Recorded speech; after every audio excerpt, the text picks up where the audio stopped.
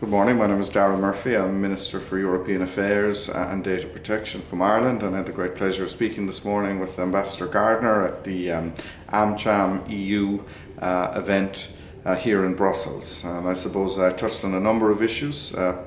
Firstly, the TTIP negotiations, which Ireland certainly supports a very ambitious approach, both to the agreement itself and indeed the timelines. There is no doubt, it is unquestionable that the benefits on both sides of the Atlantic for ordinary citizens, for the SME sector in particular, are there to be achieved. Growth is very, very difficult to achieve, whether it is in Europe or in America, and TTIP and the freeing up of trade between the two jurisdictions can give that benefit. We have seen it for many decades here in Europe, how the single market has developed trade.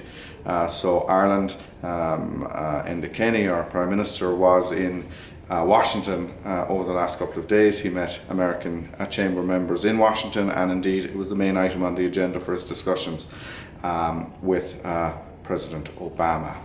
We also touched this morning in our discussions on the digital single market and also on energy security.